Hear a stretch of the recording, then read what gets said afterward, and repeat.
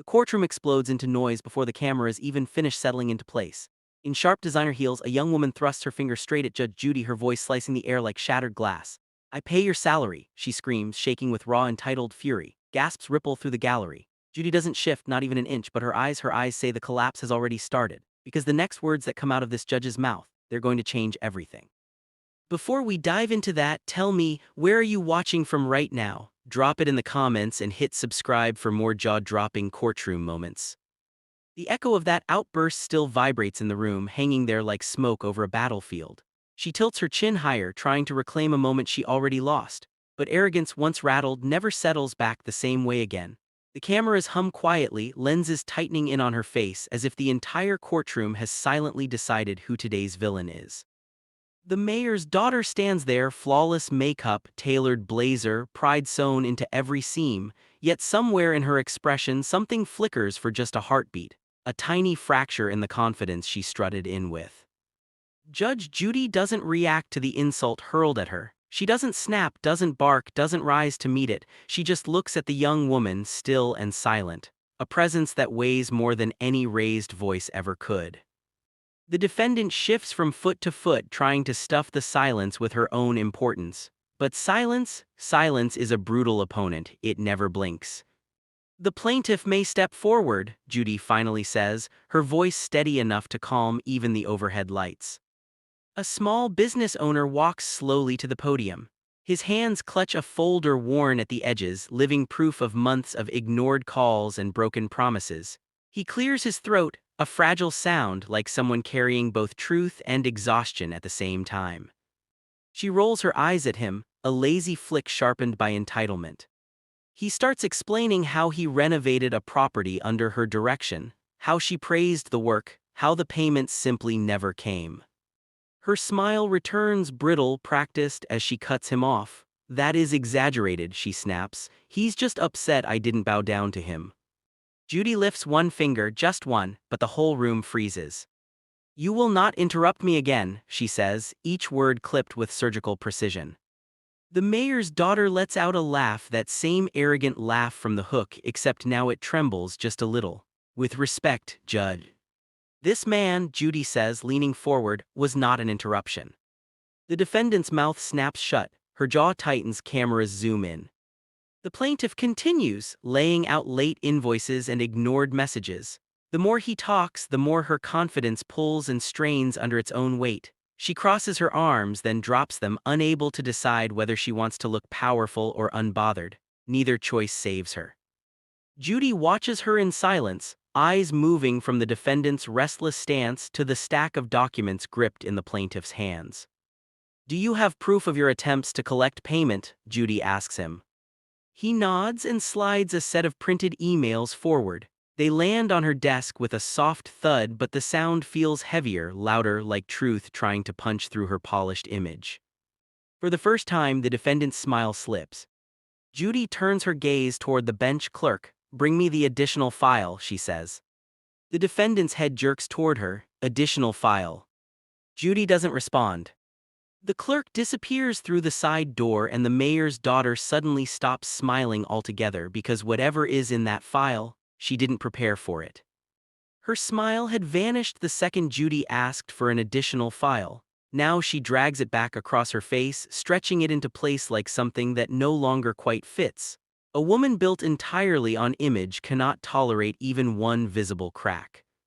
The clerk returns quietly, a thick folder held flat between both hands as if it's too important to tilt.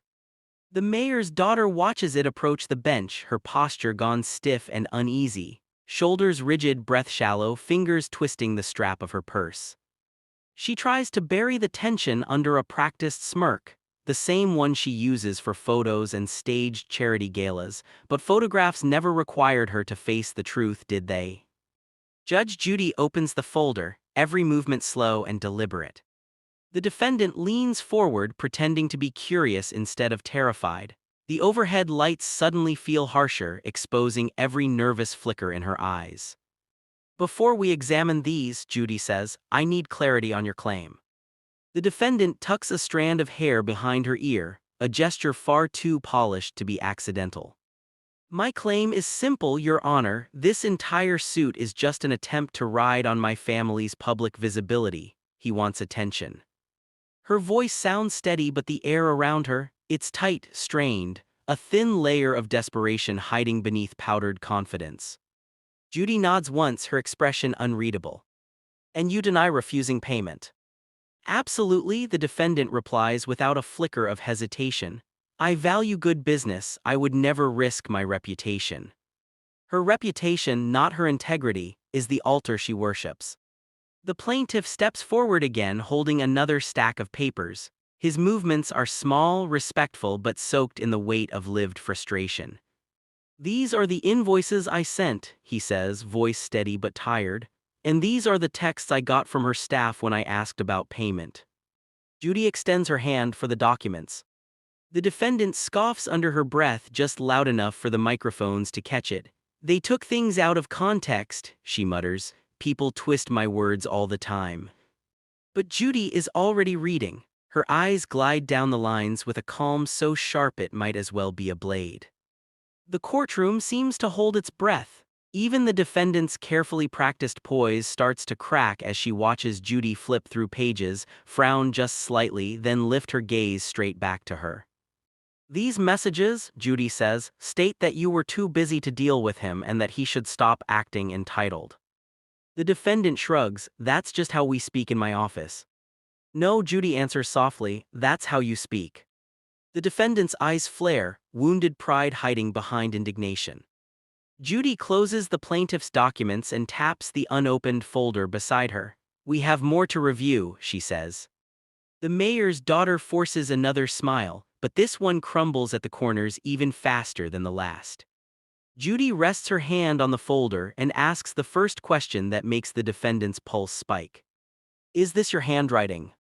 The question drops between them like a blade hitting the floor. Is this your handwriting?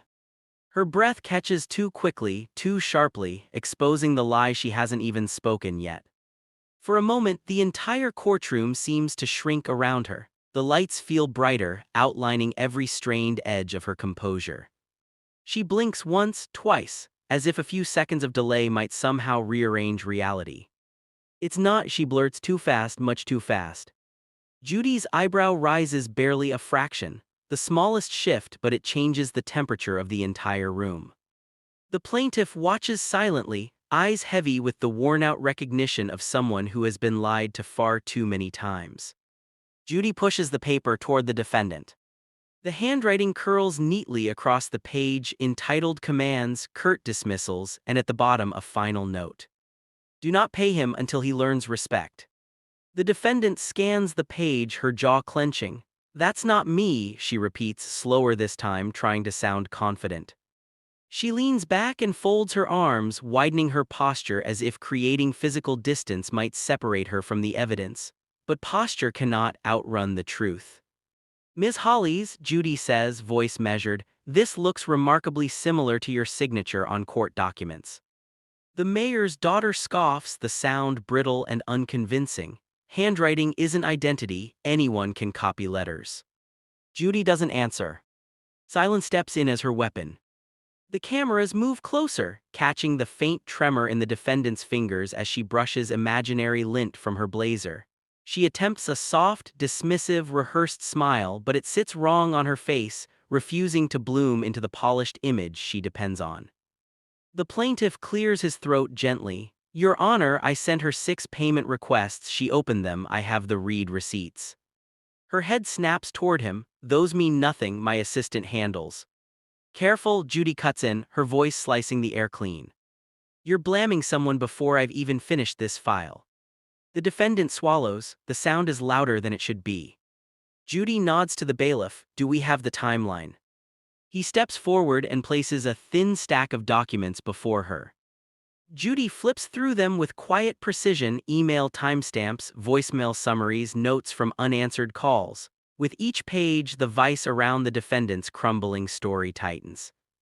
A lie can sometimes survive silence, it cannot survive time. The defendant makes one last attempt to pivot. This man exaggerates, people twist things because they know who my father is.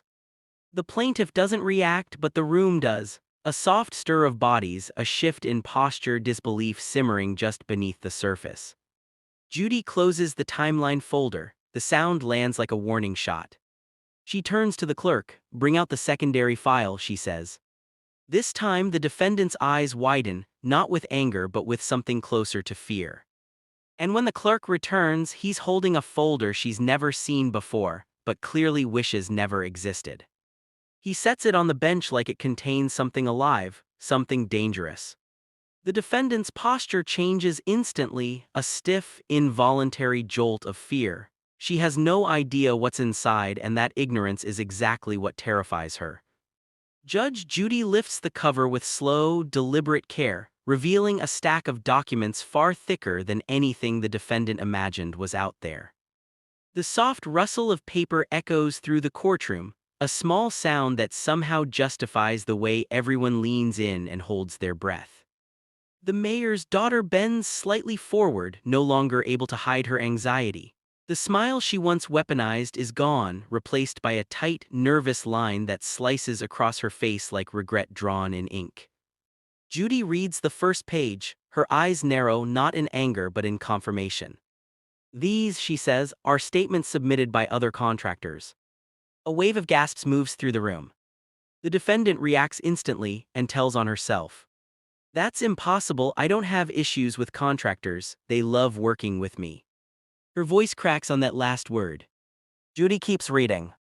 Each statement describes the same pattern: unpaid work, ignored invoices, dismissive responses from her office.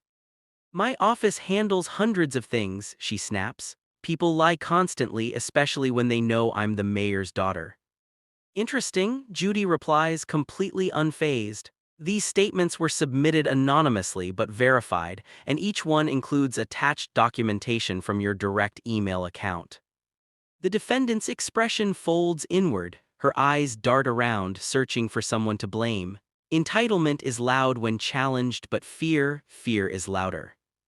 The plaintiff watches quietly. There's no sympathy in his gaze, but there is understanding. He recognizes this pattern. The excuses, the dodging, the manipulation. Watching it all laid bare in someone else almost feels like watching justice finally exhale. The defendant lifts her chin. "Someone forged those emails." "Someone," Judy asks, "or your assistant?" The defendant grabs for that lifeline immediately. "Yes, him, he handled everything," she answers too quickly. Judy sets the folder down and folds her hands. "Your assistant already gave a statement." The defendant goes still. He did." "Yes," Judy says, "and his statement contradicts yours on every single point." The silence that follows is complete. The defendant shakes her head, a small, helpless movement she can't quite control. "He wouldn't do that. He knows how things work." Judy's gaze cuts through the half-formed lie on her lips. She taps the folder once. "One more page," Judy says softly, "and you'll see exactly what he said." The defendant's breath stutters audibly. She doesn't reach for the page, she doesn't say a word. The image she built, polished, armored, untouchable, fractures in real time. Because the next page reveals that her assistant has already testified and confirmed she ordered him not to pay anyone. Her eyes stay locked on the document she refuses to touch. Truth sits inches away, and still she won't reach for it. A woman who once controlled every room she walked into now can't even control her own breathing. Judge Judy turns the page herself. The paper slides with a soft whisper too gentle for the damage it carries. The assistant's statement is laid out in neat paragraphs, every line a quiet confession. The defendant watches Judy read, her shoulders inching higher with every second, like she's trying to hold her pride above water that keeps rising under her feet. Judy begins to read aloud. "She instructed me not to release payments. She said contractors should feel honored to be associated with her family." The defendant's head jerks up. "He lied, he absolutely." "Do not interrupt," Judy says without raising her voice. "It's not volume that breaks people, it's certainty, calm certainty." The plaintiff stands still, hands clasped, almost afraid the moment might disappear if he moves. He's waited months for this, maybe longer than his courage wanted to admit. Judy continues, "She told me to delay responses. She said, and I quote, 'Make him sweat, he'll cave eventually.'" A few people in the gallery gasp quietly. The cameras push in closer, catching the tremble in the defendant's jaw and the flush creeping up her cheeks. She tries again. My assistant has always been jealous of my position, he probably. No, Judy interrupts. Your assistant provided physical records, email logs, full chains with timestamps. The defendant flinches like she's been hit. Her mouth opens but no sound comes out. Her voice has abandoned her before her excuses did. The narrator inside the tension whispers, a collapsing ego always falls silently at first. The plaintiff steps forward a fraction. Your Honor, all I ever asked for was fairness, not special treatment, just what we agreed on. His voice cracks, a small human sound that cuts deeper than any legal argument.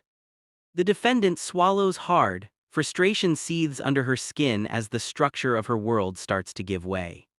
He's exaggerating. I have thousands of emails, you can't focus on just a few. We're focusing, Judy answers, on the ones you wrote. The defendant's breath shudders. She seems smaller now, not in height but in presence, the shrinking of someone finally realizing that image is a fragile shield against truth.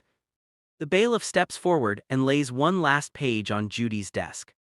This, Judy says, lifting it carefully, is the assistant's signed affirmation under penalty of perjury. The room goes so quiet even the hum of the fluorescent lights seems to pull back in anticipation. Judy looks directly at the defendant. Everything he stated can be verified. The defendant's lips wobble. Your Honor, this is being blown out of. No, Judy says softly, this is accountability. She reaches for the next folder, the one with the voicemail, and says, we're not done, play the recording. The air tightens, the silence becomes electric. The defendant stands perfectly still, not because she's calm, but because she finally understands that movement won't save her now. The recording waits like a storm on the other side of a closed door. The bailiff moves to the console beside the bench, sliding in the tiny memory chip as though he's handling a detonator. The defendant's eyes flick toward the screen, away, then back again. Her hands hover near her face, unsure whether to cover her ears or pretend none of this matters. The plaintiff keeps his gaze down, but his slowly rising and falling shoulders betray the anticipation. Not of revenge, not of victory, but of someone who's lived too long under another person's indifference. Judge Judy sits steady. One hand rests lightly on the bench, the other taps a slow, thoughtful rhythm like she's counting down to truth. Before we play it, Judy says, you will listen without interrupting, do you understand? The mayor's daughter nods stiffly, her throat bobs, swallowing something heavy and bitter, but arrogance is a stubborn companion. I want to state for the record, she rushes out, that people often misunderstand tone. You can't judge character based on. Quiet, Judy says, one word, a cleaner cut than any blade. The defendant's mouth snaps shut. Her jaw works with silent rage she has nowhere to release. The bailiff presses the button, a soft click, static. Then her voice fills the room, bright, sharp, dripping with the comfort of someone who's never heard the word no. Oh, please, the recording begins, her laughter ringing like glass on tile. He should be grateful he even got the job. People like him need to learn who they're dealing with. Gasps ripple through the spectators. The defendant squeezes her eyes shut for a second, then forces them open again. She tries to stay composed, but the sound of her own arrogance peels away every layer she tries to keep intact. The recording rolls on. I'm not paying him until he shows respect. If he complains again, we'll bury him in paperwork. My father will back me. Judy's gaze drifts toward her, slow, devastating. That was taken out of context, the defendant blurts. No interruptions. Her protest eyes half-formed. There is no armor thick enough to block your own words. The recording shifts tone, growing darker, pettier. Let him struggle, maybe then he'll understand that connections matter more than work. The plaintiff flinches, just barely, as that line slices open an old wound. The defendant's breathing grows uneven. She grips the edge of the podium so tightly her knuckles bleach white, her facade is trembling. When the recording finally stops, silence swallows the room whole. Judy lets it linger, not for drama, but because truth needs a moment to settle. This recording alone is enough to prove intent, she says at last. The defendant's head shakes, her voice splintering. You don't understand. Judy lifts her hand. We are far from finished. She turns to the bailiff. Bring the next piece of evidence. The last echoes of her recorded laughter still hang in the air like smoke after a match. No one speaks. And inside that silence, everyone finally grasps who she's been the entire time. The defendant's fingers tremble against the podium, nails tapping out a frantic, uneven rhythm she can't control. The courtroom lights feel brighter now, revealing every crack in her composure. Arrogance used to hold her spine straight, now fear pulls her shoulders inward. Judge Judy folds her hands, watching with a gaze that carries neither anger nor sympathy, only truth. The plaintiff stands a few feet away, posture solid, even though the cruelty in the recording has deepened the lines around his eyes. The pain returns, but this time the room sees it. Do you deny, Judy begins slowly, that the voice in that recording is yours? The defendant opens her mouth, but words refuse to come. She's stuck between her reflex to lie and the impossibility of lying in the face of her own voice echoing through the speakers. Finally, she stammers, It sounds like me, but the tone, the context. Context? Judy asks. Her eyes narrow, but her tone stays calm. The context appears to be you mocking the person who did the work you refuse to pay for. The defendant's throat tightens visibly. She tries to look away, but the cameras follow relentlessly. A person who built their world on image rarely survives being forced to stare directly at it. Judy gestures toward the plaintiff. How did hearing that recording make you feel? He exhales slowly, his voice low but steady. It felt exactly like how she treated me in person, like I was disposable, like my work didn't matter, like I didn't matter. His honesty lands heavier than the audio itself. Even the defendant flinches. I never said he didn't matter, you're twisting. Stop, Judy says, not another word unless I ask for it. The defendant's jaw locks with an audible click. Her eyes sweep the audience, desperately scanning for a sympathetic face. She finds none.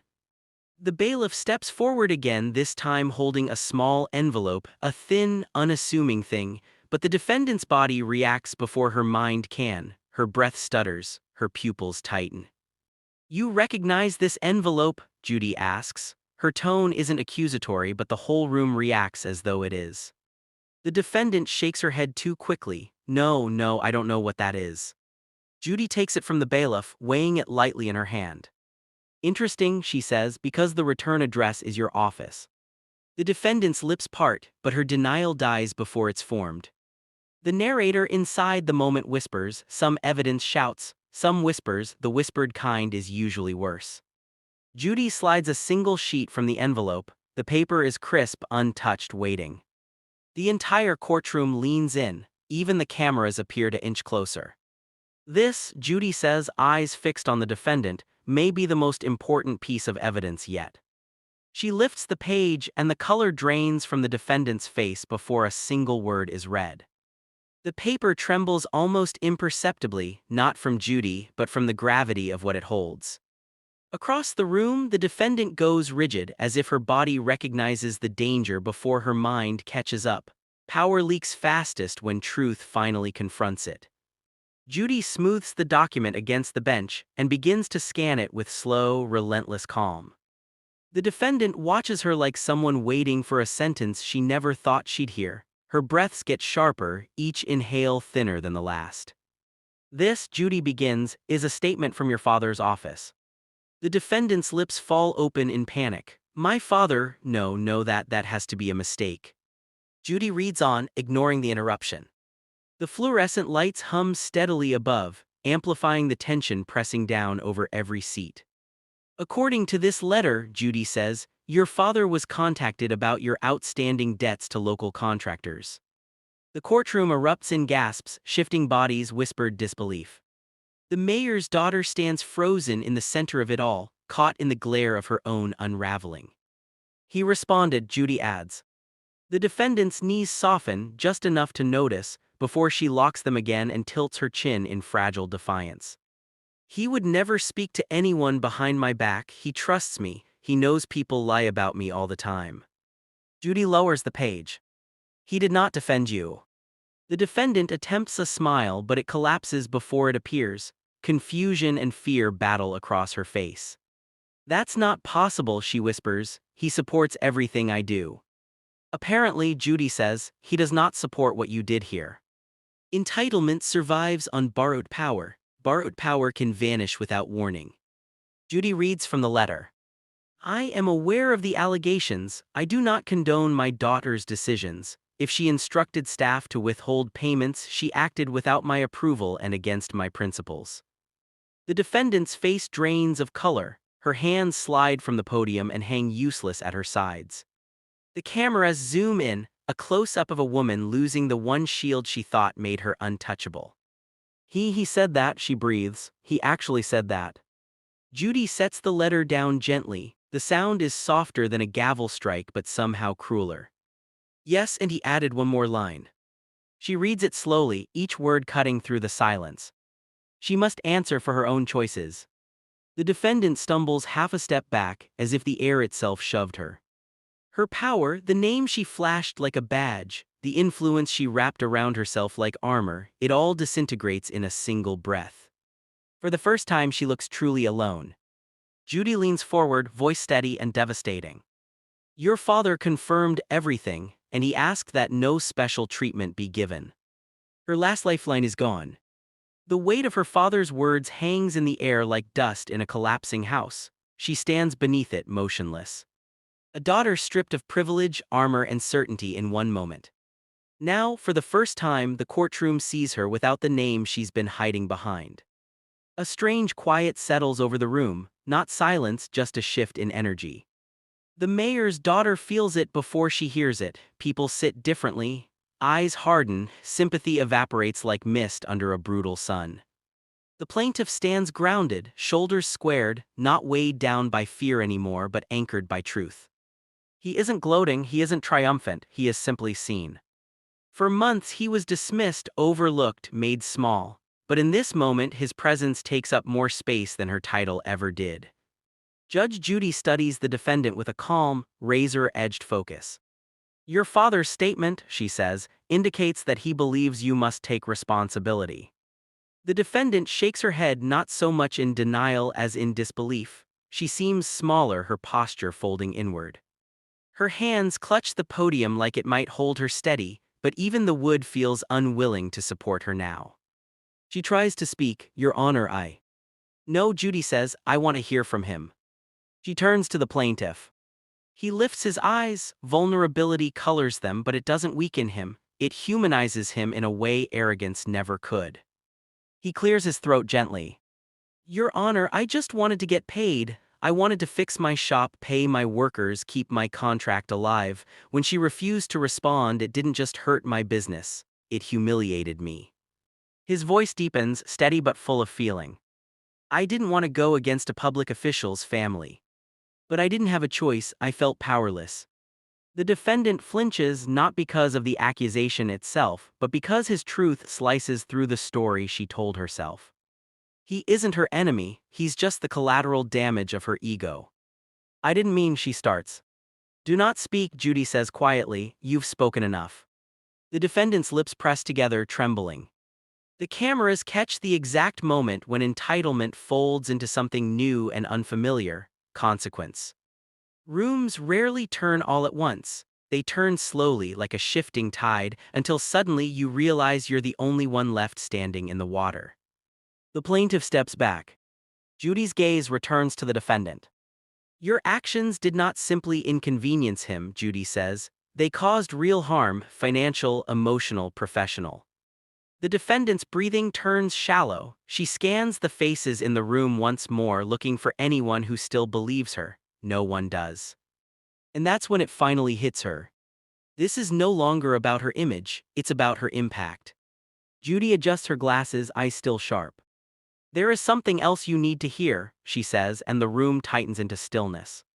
Pause for a second and think about this yourself. Should remorse matter when the harm was deliberate, or does justice demand full accountability no matter how late the apology comes? The defendant's face shifts, not dramatically, not in some theatrical collapse, but in small, trembling fractures. It's the look of someone who's worn a mask for so long she no longer knows how to hold it in place. For the first time, the courtroom sees the actual woman underneath. Judge Judy lets the silence sit, not to intimidate but to reveal. Silence exposes truth faster than accusation ever can. And right now, the mayor's daughter is drowning in it.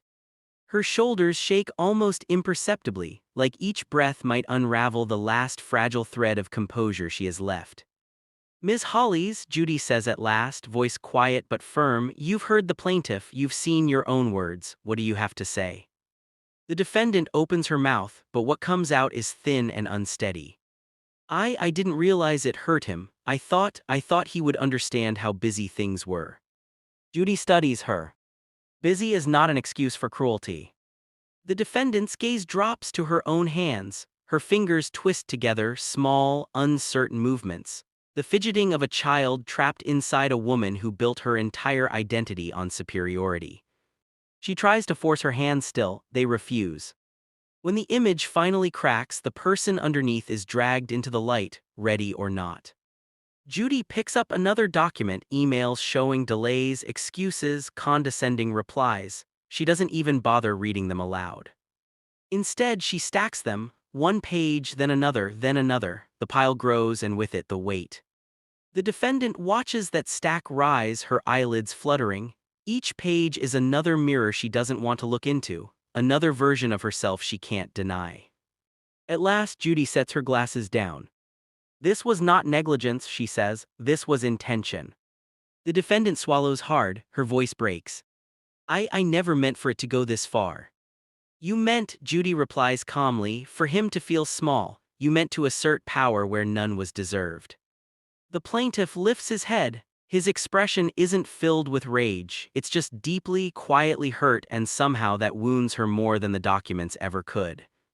Her mask slips further, her breathing stutters, her posture folds like the weight of her own choices gets heavier with every heartbeat. I just needed people to respect me," she whispers. Judy leans in slightly. "Respect isn't taken, it's earned, and you chose fear instead." The defendant's eyes shine, not with performative tears but with a realization she can't outrun. Not all collapses are explosive, some are simply a tired surrender to the truth. Judy turns to the bailiff, "Bring the next set of emails." The defendant's eyes widen, panic flickering behind what's left of her pride. As Judy opens the new file, she says, "These reveal something you never expected anyone to see." The defendant watches with a trembling that doesn't quite reach her face, but sits heavy in her eyes. A woman who spent her life curating an image is about to face something she never rehearsed for, her own unfiltered truth. The bailiff sets the stack of emails on the bench. The crisp pages fan slightly as if even they are impatient to speak. Judge Judy lifts the first one, reading with a cold, quiet focus that feels far more dangerous than anger. The defendant dares a single breath, it shakes as it leaves her chest. "Ms. Hollis," Judy says, finally looking up, "these emails were written directly by you, no assistant, no middleman." The defendant's shoulders tighten. Her fingers curl around the podium like it's the only ledge between her and a drop she never expected. Judy begins to read. "I don't care what he needs, he'll be paid when I decide he'll be paid." The plaintiff shifts slightly, those words landing heavier the second time. Judy picks up another. "People like him should be grateful they're even in the same room as my family name." A collective inhale sweeps through the courtroom, a sound like the world shrinking around her. The defendant's face pales, she shakes her head but the denial is weak now, stripped of its old polish. I didn't mean it like that," she whispers. "How did you mean it?" Judy asks, expression still. The defendant opens her mouth but her own truth has already started tearing through the illusions she built. Her eyes drop, breaking eye contact for the first time since this began. Her next words spill out unfiltered. I needed him to wait, I had other projects, more important ones, he kept asking and I wanted him to stop." "So," Judy says, leaning forward, "you punished him." The defendant's breath catches, I guess. Confession doesn't always come from integrity. Sometimes it comes from sheer exhaustion when the mask finally slips past repair. But Judy isn't finished. She holds up one last email, short, devastatingly clear. If he admires my father so much, he should remember who holds the power. The plaintiff's head snaps up. The defendant's eyes widen. She didn't realize that line mattered until she sees what it does to him. His voice breaks the silence, quiet but raw. I did admire your father. I trusted you because of him. I thought your name meant something good. Her chest caves inward, as if those words cut deeper than everything else combined. For the first time, she really looks at him, and her face folds with a grief she doesn't have the strength to hide. I didn't know, she says, voice cracking. I didn't know it mattered that much. Judy nods once, and the weight of that nod is immense. Your choices reached further than your intentions. The defendant swallows, tears gather, but they don't fall yet. Pride and realization fight silently inside her. This case was never about money, Judy says softly. It was about the trust you broke. The defendant's composure finally shatters because she understands it now. She didn't just fail a contractor, she failed someone who actually believed in her. Her confession hangs in the air, soft, jagged, the kind of truth that leaves scars on the one who finally speaks it. She tries to stand tall, but her spine can't hold what her pride used to carry. For the first time, she feels the full weight of being wrong. The silence that follows is different now, not charged, not accusing, just heavy, as if the whole room is holding its breath, giving her space to listen to the one thing she's never truly heard before, herself. The mayor's daughter grips the podium with both hands, her fingers shake openly now, no more masks, no entitlement to shield her, no father's name as armor. She stares down at the polished wood like she's staring at the reflection of a stranger. Judge Judy watches her with an expression that isn't cruel or gleeful, just firm, resolute. Ms. Hollies, she says quietly, you hurt someone who trusted you. That is not a small thing. The defendant gives the slightest nod. The movement is stiff, jerky, her mind and body struggling to stay in sync. The plaintiff stands off to the side, unsure where to put his hands. He doesn't glare, he doesn't savor her collapse, he just waits, tired, wounded, hoping that the truth finally counts for something. She lifts her head to look at him, and her face breaks in the smallest, most devastating way. No dramatic sobbing, no performance, just a subtle collapse around the eyes, recognition, regret, and the realization that intention does not erase harm. I didn't know, she whispers, I really didn't know I was hurting you like that. He swallows, his voice stays gentle. Most people hurting others don't know, but they should. Her breath catches a small, painful sound. She presses a hand to her chest as if trying to hold herself together. Her mind flashes back to every moment she brushed him off, every message she ignored, every arrogant thought she excused because she assumed he'd just move on. Guilt isn't a punishment, it's a mirror, and she can't look away from it anymore. Judy leans back slightly, giving her room. Accountability, she says, begins with understanding the damage you caused. The defendant nods, voice barely audible. I'm starting to understand. Her shoulders sag, her entire frame curling inward. The courtroom lighting seems softer on her now, or maybe it's just her expression that's changed, dimming the harshness she once used as armor. I didn't think it mattered, she finally whispers. I thought he'd be fine. I wasn't, the plaintiff answers gently. Those two words hit harder than any legal argument, any file, any recording. She closes her eyes, not to hide but to brace herself against the truth she can't escape now. When she opens them again, tears tremble but don't fall. I don't know how to fix what I've done, she says. A question Judge Judy is more than ready to answer.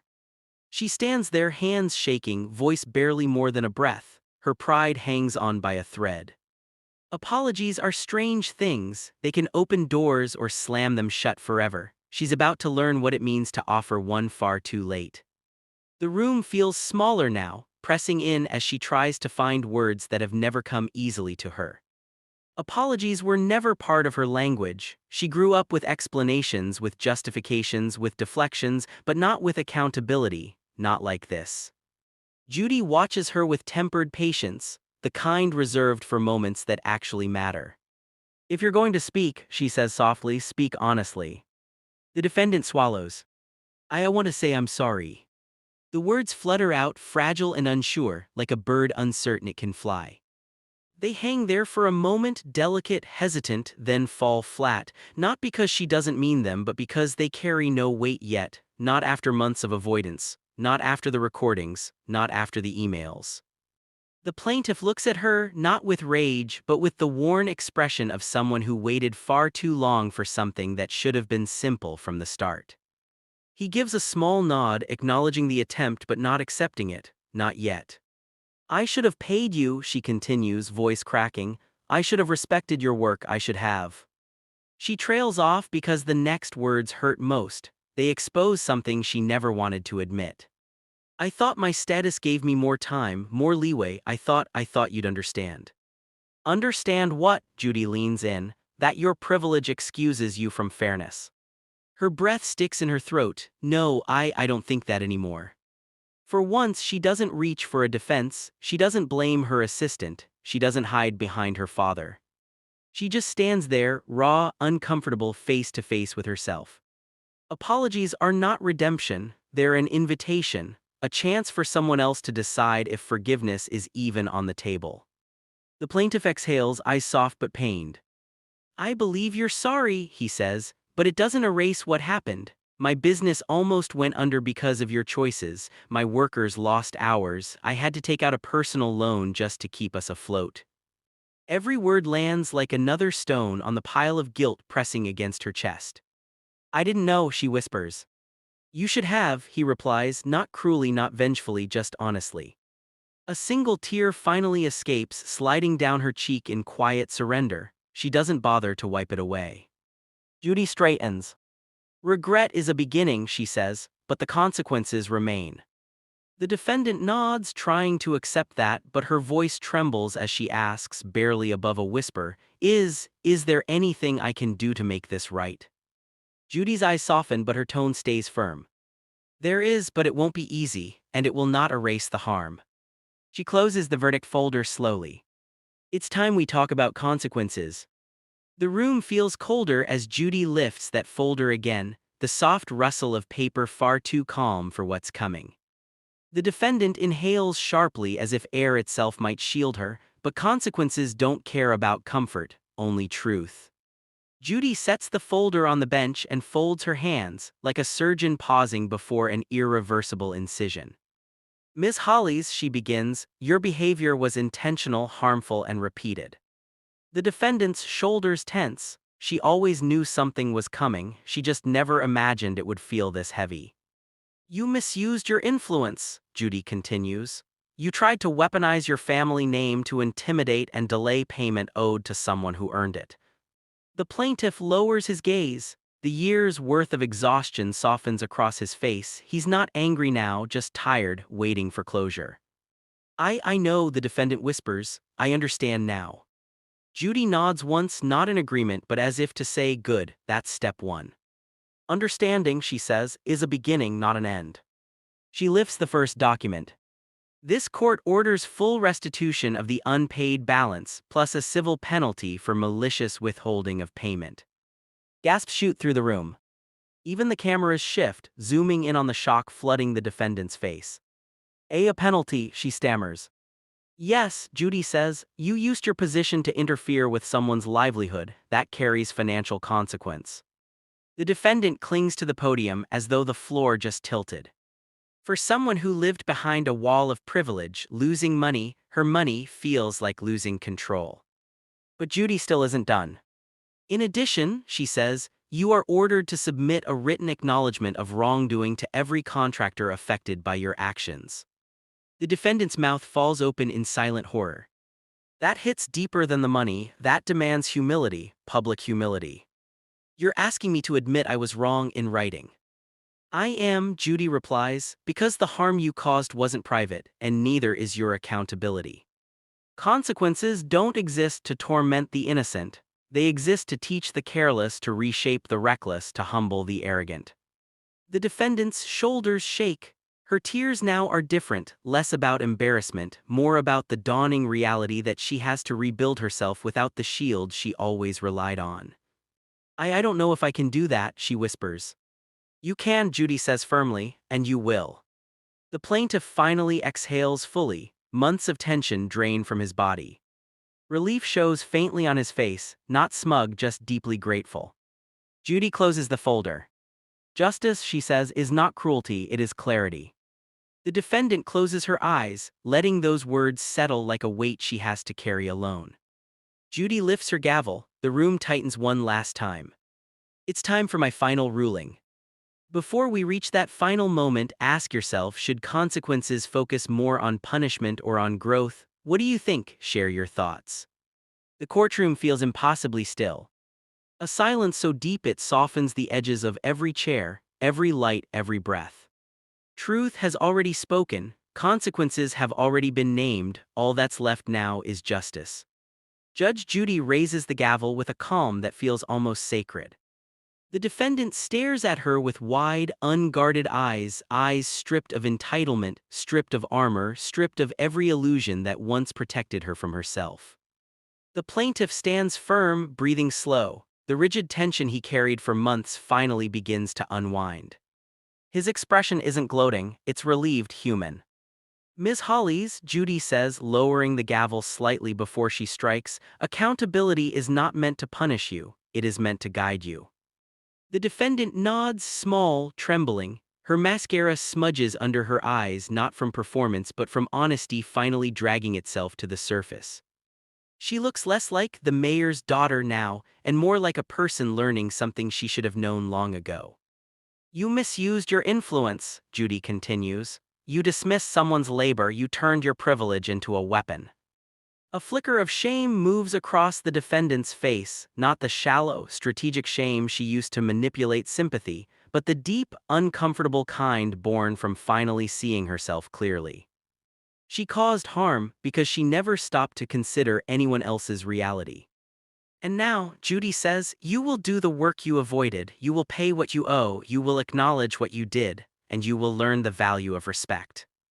This time the defendant nods more firmly. I will. She whispers. Judy turns to the plaintiff. You came here seeking fairness, today you receive it. He bows his head slightly, eyes shining, not with triumph but with release. What he gains today isn't just money, it's recognition, dignity, closure. Judy raises the gavel. The crack as it hits the block is sharp, final, yet somehow gentle. Not the sound of pure punishment, but of one chapter closing and another beginning. The cameras freeze on the defendant's face as she absorbs the verdict. Her expression isn't outrage, it isn't disbelief, it's acceptance. For the first time, she's not obsessing over her image, she's thinking about her impact. The bailiff steps forward, papers shuffle, people rise, the courtroom exhales. But the moment lingers, the kind that settles into memory and stays there. Justice is rarely loud, it lives in the silence that follows when truth finally stands where it belongs. Judy watches the defendant one last time, not with hatred, not with smugness, but with a gentleness reserved for those who might still rebuild. Because arrogance can command a room, and privilege can bend a moment. But truth is patient. In the end, arrogance crumbles, humility rises, and justice waits for no one. Respect is earned, never demanded.